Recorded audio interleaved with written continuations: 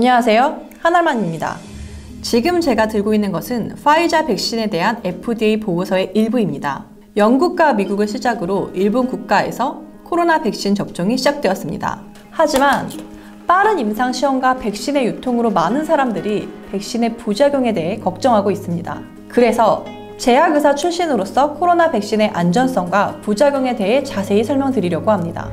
FDA 보고서에 따르면 임상 3상에서 백신 접종을 받은 뒤 두통, 피로를 경험한 피험자는 50% 이상, 오한이나 근육통을 경험한 피험자는 20% 정도라고 합니다. 이 중에서 진통제 처방 등이 필요한 심각한 반응이 있었던 피시험자는 4% 정도입니다. 사실 이 정도는 일반적인 독감 백신과 비슷한 정도입니다. 충분한 휴식이나 해열제, 진통제 등의 처방으로 충분히 완화 가능한 증상들이죠. 기사에서 많이 화제가 되었던 근육마비나 사망 환자는 어떨까요?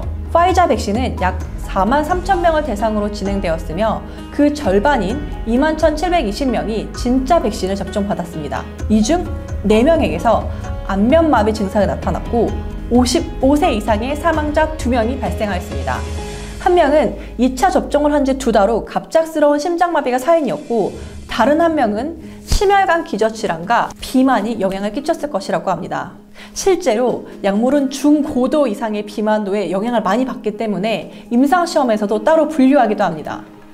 두 사망자 모두 기저질환이 있었던 만큼 일반적인 경우라고 보기는 어렵지만 그래도 백신 접종에 주의해야 하는 사람들이 있습니다. 우선 만 55세 이상의 어르신은 접종을 받으셔도 됩니다. WHO의 공고사항에는 코로나 백신 승인의 최소 기준 대상을 노인이 접종 가능할 것으로 명시되어 있으며, 실제 임상시험에서도 노인 인구에게 93%의 백신 효과를 보였기 때문에 접종이 가능합니다. 하지만 만 16세 이하와 임산부를 대상으로 한 임상시험 결과는 아직 나오지 않았기 때문에 백신 접종이 어렵습니다. 그래도 나한테 심각한 부작용이 있을지 어떻게 알아? 하고 궁금해하실 것 같습니다. 사실 임상시험 과정에서 또는 시판 이후에도 백신 접종을 하고 마비나 쇼크 등의 위험 반응이 나타나는 사람이 있습니다. 이렇게 개개인마다 약물에 대해 미세하게 다른 반응을 보이는 현상을 폴리몰피즘이라고 합니다. 뉴스 기사에서 많이 접할 수 있는 아나필락시스 쇼크는 백신 자체에 알레르기 반응을 일으키기 때문에 발생하는 마비 현상입니다. 사실 이것은 백신뿐만 아니라 달걀, 땅콩 등의 식품으로도 아나필락시스가 일어날 수 있습니다.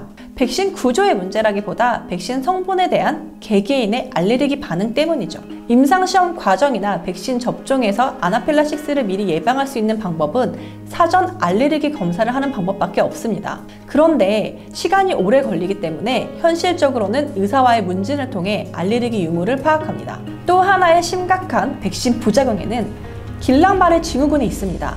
면역 반응에 의해 신경세포가 공격을 받아 근력이 약화되거나 마비가 일어나는 자가면역 질환입니다. 2009년 신종 인플루엔자 접종 때도 길랑바레 증후군을 겪은 환자가 있었고, 매년 독감 접종에서도 발생하고 있습니다.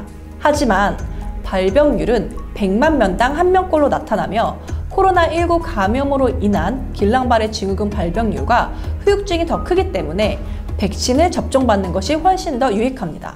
백신이 임상시험을 거쳐서 유통되기까지는 많은 단계를 거칩니다. 백신 후보 물질의 탐색, 전임상, 임상 1상, 2상, 3상을 거쳐 최종적으로 해당 국가의 의약품 규제 당국의 승인을 받아야 됩니다. 백신 개발은 보통 10년 이상 걸리기 때문에 이번에는 긴급 승인 방식 등을 통해 기간을 단축되었지만 이 모든 과정의 절차를 지켜서 진행되고 있습니다. 심각한 부작용인 아나필락시스는 접종 후 10분 정도 안에 증상이 나타나기 때문에 접종을 시작한 국가에서는 접종 후 15분 정도는 자리에서 상태를 확인하고 가라고 권고하고 있습니다. 어떤 백신도, 심지어 어떤 약도 부작용이 없을 수는 없습니다. 하지만 여전히 그 위험을 감당할 만한 가치가 있기 때문에 사용하는 것이죠. 너무 많은 가짜뉴스와 공포를 조장하는 기사로 인해 여러분들이 불필요한 두려움을 갖지는 않으셨으면 좋겠습니다. 감사합니다.